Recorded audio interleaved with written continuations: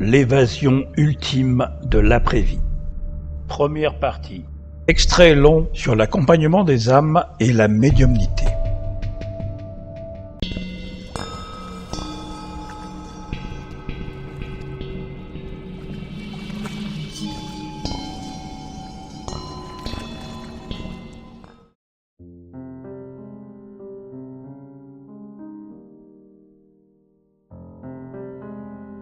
Expérience d'accompagnement d'un proche vers l'après-vie.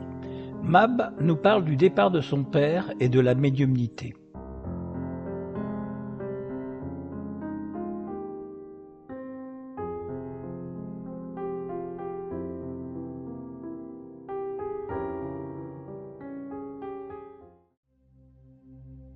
C'était il y a 7 ans.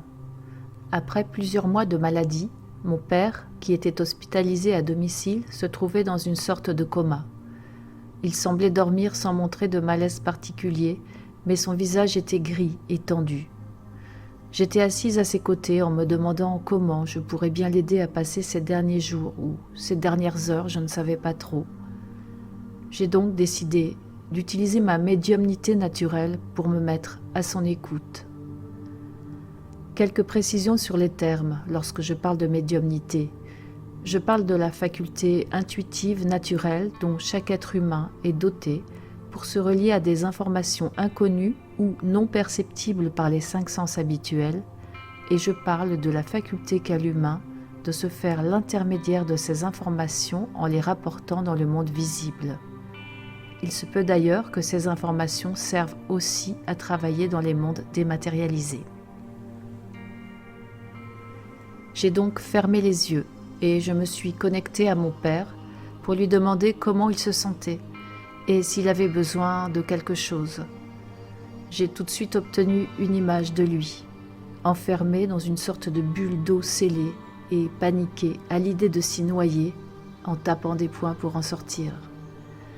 Il me faisait comprendre qu'il ne pourrait pas partir tranquillement tant qu'il n'arriverait pas au préalable à respirer normalement et avec calme. J'ai donc pris conscience que l'inconfort de son état physique l'empêchait de rassembler ses esprits pour ces derniers instants. J'ai été très étonnée de recevoir cette image car, hormis peut-être quelques râles occasionnels, il ne montrait pas de signes de détresse respiratoire. Mais j'ai fait part de cette information à mon frère, qui était son médecin traitant, information qu'il a immédiatement prise au sérieux en prescrivant de l'oxygène.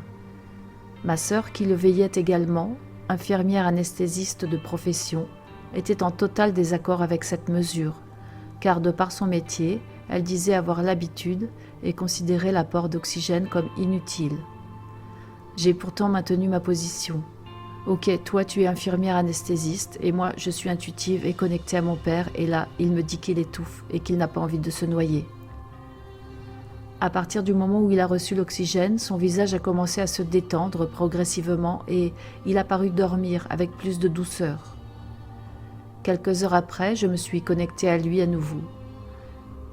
Cette fois, j'ai reçu une image de lui assis sur son lit dans une pièce vide en tenue blanche d'hôpital avec une valise de chaque côté et commençant à léviter.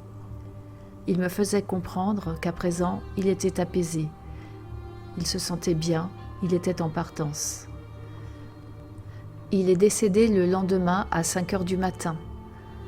Au même moment, dans la chambre voisine, j'ai été violemment réveillée par une douleur dans l'oreille et la mâchoire gauche, et la sensation que le sommet de ma tête venait d'être comme décapsulé. L'image serait celle d'un bouchon expulsé d'une bouteille de champagne par le liquide gazeux qui se propulse. Le chat s'est mis à miauler, je me suis levée, et mon père venait de nous quitter. Son teint était à présent rosé et son visage presque souriant. En me connectant à lui pour la 3e fois, je lui ai dit par télépathie « Je te souhaite bon voyage. Évidemment, je ne me souviens pas consciemment d'avoir vécu ce passage vers la mort comme toi à présent, mais s'il te plaît, fais attention. Les apparences sont forcément trompeuses dans un monde où les formes ne sont pas matérialisées. Alors, relie-toi à ta petite flamme intérieure et suis-la, ne la quitte jamais. C'est le cœur du cœur de ton essence. ne va pas dans le tunnel de lumière. Si tu vois maman ou tes parents qui t'appellent ou qui t'attirent vers ce lieu, n'y va pas avant d'avoir consulté d'abord cette petite flamme intérieure pour suivre la route qu'elle t'indique, elle et elle seule. Bien sûr, je ne sais pas ce qui s'est passé ensuite pour lui. Même si je pense très souvent à lui, je n'ai pas cherché à le contacter dans le but d'obtenir des réponses. Pourquoi ? Parce que même si j'estimais avoir un contact avec lui depuis l'au-delà, comment être sûr que ce n'est pas une entité qui hack les informations et qui parle à sa place ? Je n'ai aucune garantie de cela, et personne au monde n'a aucune garantie de cela. Je ne peux absolument pas vérifier qui initie vraiment les informations données par l'astral, si précises soient-elles, et surtout dans quel but. Dans quel but ? Une information correcte et utile peut aussi servir un dessein inavouable. Bon, j'ai tout de même la sensation que mon père est vraiment parti, mais il s'agit peut-être plus d'un souhait que d'un fait. Par ce récit, j'ai voulu témoigner très sommairement, trop sommairement, de mon expérience, de ce que, selon moi, nous pouvons et ne pouvons pas. Voici quelques exemples pour résumer. Nous pouvons aider les mourants avant le passage, en recueillant puis en communiquant leurs besoins essentiels afin d'améliorer leur confort de sortie. Nous pouvons les accompagner durant leur sortie en leur recommandant d'être prudents et consciemment concentrés sur leurs forces, leur flamme intérieure, afin d'aviser selon ce qu'elle leur montrera. Nous pouvons penser à eux après leur décès et leur dire combien nous les aimons infiniment, sans pour autant vouloir tenter de les ramener.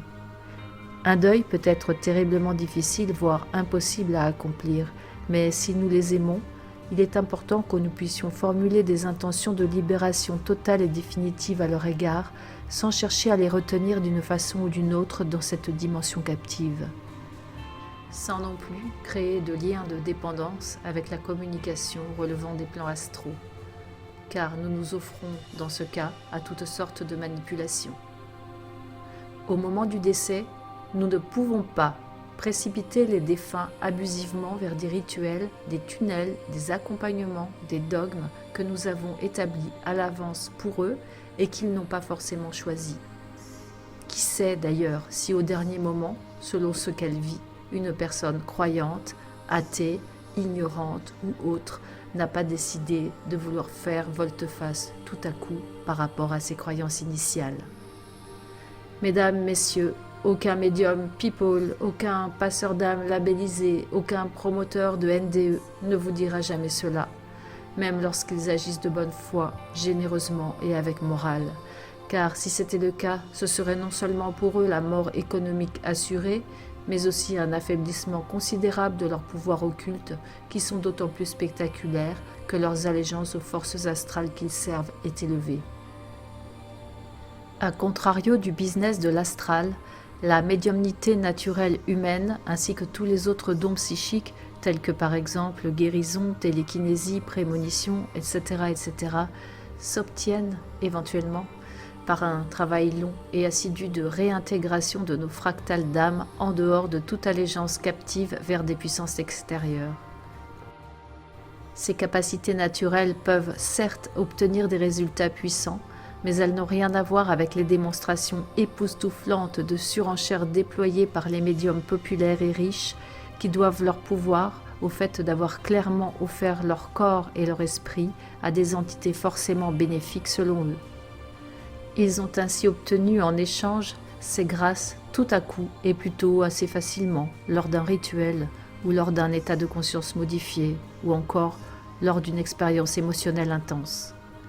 À moins qu'il ne s'agisse d'un don de naissance, mais souvent derrière les dons de naissance se cache une entité. Je n'ai pas dit toujours. Avec cette panoplie de dons destinés à sauver le monde, ils se sont mis à entendre des voix et à être guidés par des messages, avec des formules récurrentes que vous pourrez retrouver chez bon nombre d'entre eux. Là-haut, on me dit, on me montre que, ta mission, tout est parfait, c'est ce que tu avais à vivre, mes guides, etc. Ces médiums-là ne délivrent pas forcément de fausses informations sur le plan pratique, loin de là, mais au final, ils servent des desseins douteux sans même le savoir. Ce sont en fait des sortes d'instruments inconscients que je nomme les rabatteurs de l'astral, parce qu'en faisant du bien, et même parfois beaucoup de bien au moment T, ils influencent, implantent, programment, maintiennent et dirigent les futurs décédés que nous sommes vers toutes ces allées qui mènent donc in fine au recyclage de la ferme terrestre. Beaucoup de thérapeutes sont aussi concernés.